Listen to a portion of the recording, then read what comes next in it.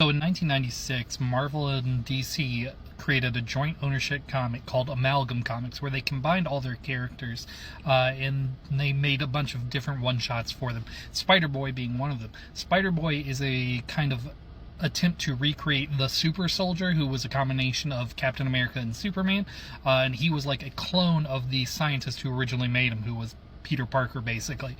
And yeah, so that means Spider-Boy ended up being a clone of kind of a Superman reattempt, which allowed them to combine Connor Kent and Ben Reilly, who was Spider-Man at the time, both clone characters, and combine them into Spider-Boy.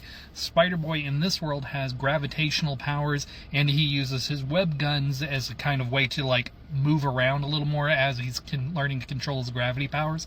But yeah, Spider-Boy rules. He's the combination of Connor Kent, my favorite Superboy, and Ben Reilly, who had an awesome Spider-Man suit at the time, and he's hit or miss on his history. He's sometimes fun, sometimes not. But yes, Superboy Connor Kent rules, and especially during the 90s, he had so much like personality, especially compared to after he went to the black shirt. I think the black shirt kind of toned down his personality, where they were trying to make him more mature, and I just don't think that worked, because man, he was actually cool during the 90s. I don't mean that in like, oh yeah, he looked cool. Like, he did, but he like was trying to be cool from Superman because his life was cool. He's the clone of Superman who gets to live in this larger-than-life world, and he's a teenager, and the women fawn over him and stuff. So like, he's a fun character. Yeah, he's one of those guys who knows he's cool and accepts that he is.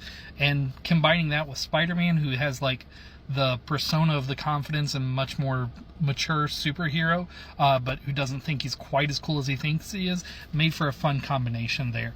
So yeah, Spider-Boy, really simple. He is the combination of Connor Kent and Ben Reilly. He also has a future timeline that combines the Legion of Superheroes and Marvel 2099, and while I don't remember that one quite as well, I love both of those individually, so I have to imagine they're pretty fun together. But yeah, that basically is Spider-Boy in a nutshell.